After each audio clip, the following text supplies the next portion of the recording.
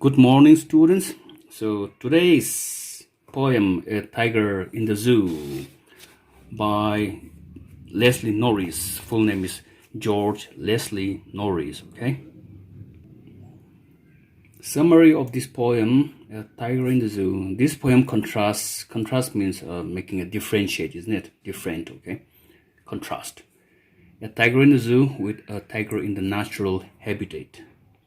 So this poem is about the difference between a tiger which is caged or confined in a zoo with a tiger in the jungle, in the forest, natural habitat. Okay. The poem moves from the zoo to the jungle and back again to the zoo. So this poem moves from the zoo to the jungle and then come back to the zoo again. Read the poem silently once and say which stanzas speaks about the tiger in the zoo and which ones speak about tiger in the jungle. So students need to read this poem, okay? There are 5 stanzas altogether. So read it and you can easily make out, okay, which stanza speaks about a tiger in the zoo and which stanza speaks about a tiger in the jungle or in the forest. So here, the poet Leslie Norris, okay, he's describing a tiger in a cage, cage, C-A-G, cage, which is at a zoo, and contrasting his action and his feelings to what a tiger would have been. He would have been if he were in the jungle. So students, do you think that the tiger is really happy as long as he is confined in a zoo?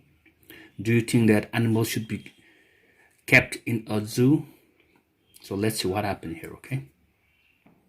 And you know what, students? Here the poet, he's trying to say that animals, which is known for its, bravery, okay, and liberty, which means freedom, is restricted in a zoo or in a cage, and it's very sad for being, deprived of its liberty by us, by human being, okay, because animals are kept in the zoo cage. Now I'm gonna read out the stanza, okay? Here we go now.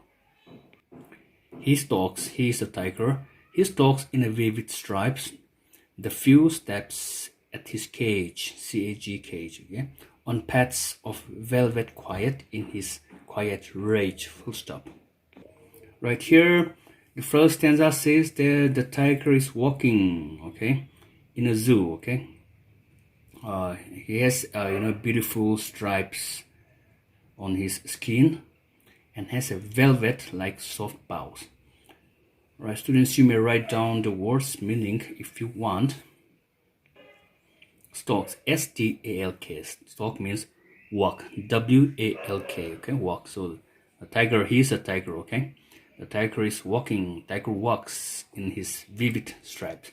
Vivid means very clear, or you can say very colorful, beautiful stripes. The stripes of a tiger, right? Like a zebra or zebra stripes color, which looks very beautiful. So the tiger was walking, okay, in his beautiful yellow stripes. The few steps on his cage. Why is that? The tiger was taking few steps because the cage was so limited, okay? It was so congested. It was a small place that he could not take many steps like in the jungle, okay? So he was taking a very few steps, okay? Because the place was so small, so limited. And then paths means paws, okay? P-A-W-S, paws. Paws, hand, P-A-W-S, paws. Not hand, but paws, right? And rage means anger, very angry. So on paths of velvet quiet, it means the tiger, okay, has a velvet-like soft paws. Velvet, it's a kind of fur which is very soft, yeah? So his paws is compared to a velvet, okay, which is very soft. In his quiet rage. Now the tiger is angry because the tiger is very unhappy, okay, dissatisfied. He was not happy at all and quite angry for being kept in the cage, because he was kept in the cage. The tiger is very angry. I believe you are clear, the first stanza. Now let's go to the next stanza, okay? Number 2. He should be lurking in shadows, sliding through long grass near the water hole where plump there pass. Now here in the second stanza, the poet says that the tiger, he is the tiger, okay, not the poet, okay? The tiger should be lurking in shadow instead of confining in a small place in a zoo or in a cage. Lurking means, hidden or hiding, okay, in order to attack. Hidden, hiding. So to hide, or HIDDEN, hidden, okay.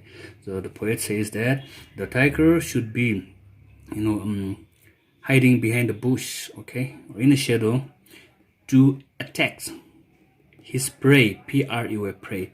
That is deer, okay, which is the deer which is very plump, very fat, yeah. PLUMP, plump means very fat, okay. And here sliding means this is a kind of movement and motion, okay. So the tiger should be, hiding behind the bushes to attack or to catch its prey, PREY, that is the deer, okay, which is a very fat deer. So the tiger should be moving, okay. It's a movement, motion through the long grass. Where? Which place? Near the water hole. And the water hole is a place where the plump tiger always frequently comes to visit. So here the poet means to say that the tiger should be in the jungle, not in the zoo, okay, confined by a human being in a cage. First stanza, second stanza.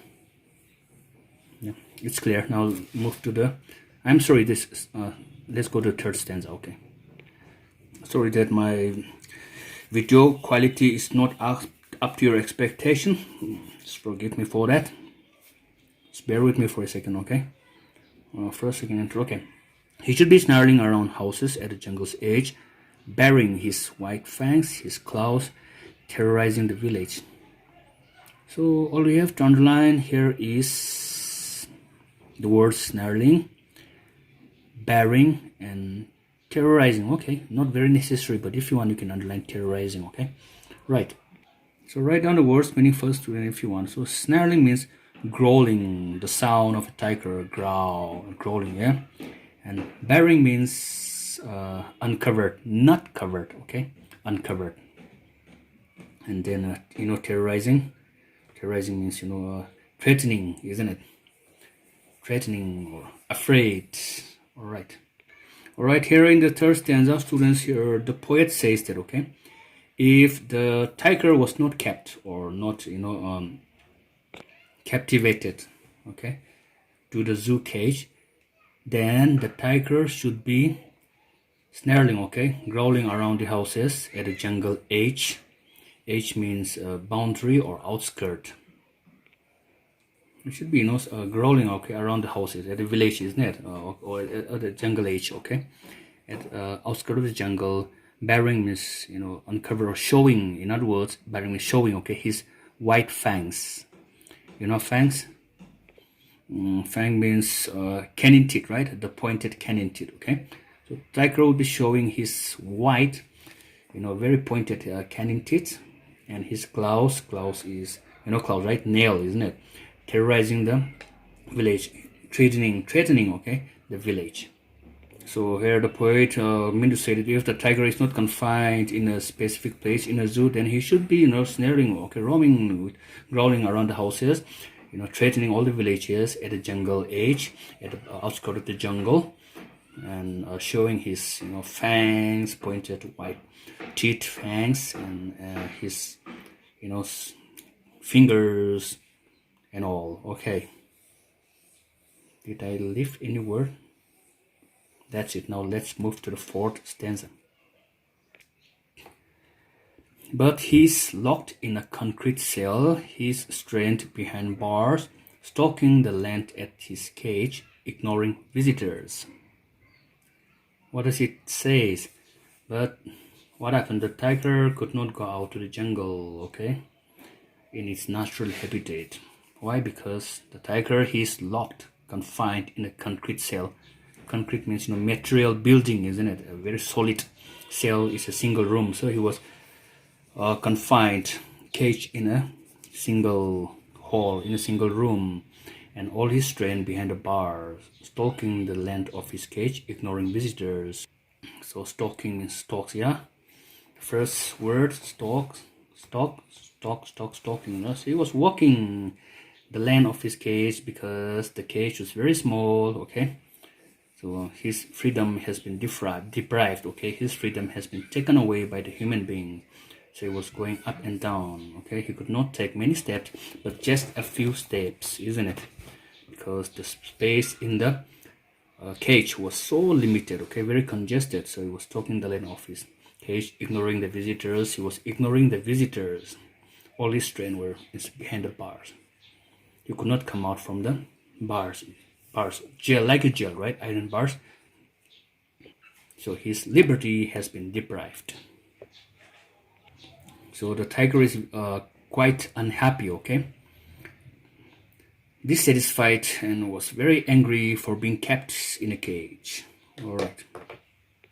Now the last stanza. The tiger hears the last voice at night, the patrolling cars, and stares with his brilliant eyes at the brilliant stars. Stares means to look, looking, isn't it? With your eyes. And stares. The tiger was staring, looking. Now what happened at night here? The tiger hears the last voice at night, okay? What is the voice or that he hears, that he heard at night? You could hear the cars, the patrolling cars. That is at night. And after that, the tiger looks with his brilliant eyes, shining eyes, right? At the brilliant stars, at the sky. So here, the tiger looks, longingly at the shining stars with his eyes, which is in the sky, okay? Brilliant stars in the sky. So by looking at the stars, the tiger hoped to be with nature someday. Right, so the tiger is not happy at all, yeah? Confining in the zoo, okay? He wished that he could come out from the zoo and go to his own house in natural habitat, okay? By George Leslie Norris. So students, this is the end of the poem, which is quite simple. Now, what is the message, okay, that you learn from this poem, A Tiger in the Zoo? Right, so it says that, this poem says that just like us human beings, animals also, they long for freedom and liberty, okay, and they do not like being, caged, confined in a specific place. For instance, see, the tiger, longs to be in the jungle, isn't it? He longs to be in the jungle, and the tiger looks longingly at the bright stars at night in the sky. And what I can say, by looking at the sky, okay, the tiger hopes to be with the nature someday. So this is the message that we learn from this poem, okay? No one wants to be confined. So here Leslie Norris, he wants to say that animal which is known for its, like animal, a very ferocious animal, a tiger, isn't it? Known for its very bravery.